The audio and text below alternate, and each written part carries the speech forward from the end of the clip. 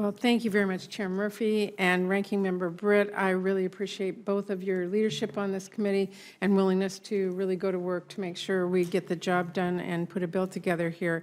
And as Senator Collins and I have said repeatedly, we have a responsibility to work in a timely fashion to write a bipartisan funding bill that will keep our communities safe and our nation competitive on the stage. And we're counting on the work you're doing in this committee, so thank you.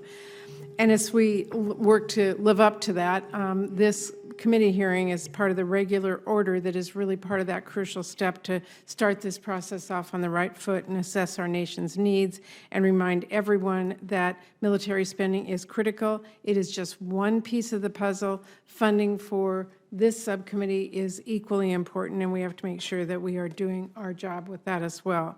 Because frankly, our economy depends on our ability to make sure that countless goods and, well, people can move through our ports and borders in a safe, orderly, and timely fashion. And our security really depends on our ability to do all of this while effectively stopping threats like drug smugglers and sex and labor traffickers and a lot more. And this is especially important as we continue fighting the fentanyl epidemic. And we also have to stay vigilant against the growing threat of white supremacy and domestic terrorism and the rapidly evolving threat landscape when it comes to cybersecurity and our critical infrastructure. And last but not least, we have to maintain our reputation as the leader of the free world, as the land of opportunity, which requires us to continue our long tradition of welcoming people from across the world who are seeking safety from persecution and seeking opportunities for a better life. So make no mistake, it's not just our reputation as the home of the free that is made stronger by this. Throughout our history, immigrants have strengthened our nation. They've cared for our kids, our sick, our elderly. They put food on families' tables. They built cities. They built thriving businesses and vibrant communities, and that makes America, America. So I look forward to working with this committee to make sure we have strong investments, to make sure that we can build a strong future as well. So again, thank you for your work. Mr. Secretary, thank you for being here. I wanted to ask you, as we continue to see high numbers of refugees and asylum seekers fleeing persecution and targeted violence and the natural disasters that we're seeing around the world, we have to make sure that we treat unaccompanied children that arrive in the U.S. with the highest level of care.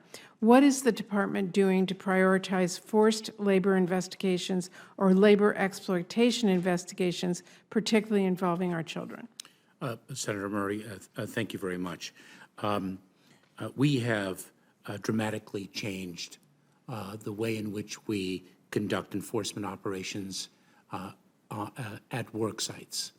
Rather than focusing our efforts exclusively on apprehending undocumented workers, we feel it is a law enforcement priority to focus our efforts on the employers who exploit those undocumented workers by reason of their vulnerability, that pay them substandard wages, that keep them working in substandard conditions, that hire and abuse children.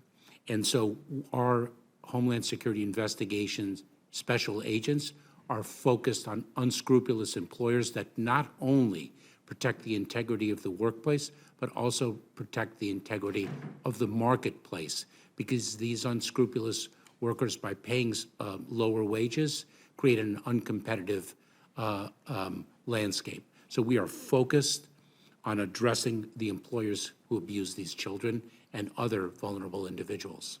Okay, can you also speak to what safeguards are in place to make sure that unaccompanied children are processed by CBP quickly and safely and transferred to ORR custody? So we have, Senator, we have achieved greater processing efficiencies to ensure that we are able to transfer the unaccompanied children from U.S. Customs and Border Protection, from the Border Patrol stations that is no place for a child, to HHS, to Health and Human Services, within the 72-hour period that the law requires. Okay, thank you. Senator Peters asked about domestic threats, and I want to echo his words and thank you for your response to him. Last year, I raised concerns about processing backlogs at USCIS. Those backlogs are still creating challenges for applicants who rely on USCIS services for everything from work authorization to humanitarian protection. How is the department using the funds it has already gotten to reduce and ultimately clear those backlogs? So we are very focused. The problem that you identified, Senator, I am very well aware of, and Urja Du, our terrific Director of U.S. Citizenship and Immigration Services, is very, very focused on it. As a matter of fact, this past year, we processed all the economic visas that were allotted, a remarkable achievement. We have an initiative, and I would be very pleased to follow up with you to provide the details with respect to backlog reduction. Let me, if I can, share with you why we are encountering a backlog, because the prior administration completely decimated that agency. That agency was on the brink of financial collapse. Every 2 years, it is required to issue a new fee structure to align its fees with the cost of administering the benefits that it is obligated to do. It has not issued a new fee structure in over 6 years. We now have a notice of proposed rulemaking to realign and adjust the fee structure as it needs to be. And that is going to help us tremendously, as is the fiscal year 24 President's budget in resourcing U.S. Citizenship and Immigration Services. Okay, and quickly, I know we've seen our community step up and fill in the gap in providing services to our asylum seekers. I'm glad the department is working quickly to stand up the new Shelter and Services Grant Program to support states, localities, and NGOs. But how are you communicating and coordinating with those NGOs as they support asylum seekers? So we have built an architecture where we have a point of contact, a designated point of contact in the different cities and regions, so that in fact the municipalities that need the services can actually receive them in the time that they do. And so we're very focused on that. And in fact, I was just in Tucson, Arizona, speaking about this very issue with the community-based organizations in that region that receive the funding under the Shelter and Services predecessor, the Emergency Food and Shelter Program. Okay, thank you very much. Thank you, Mr. Chairman.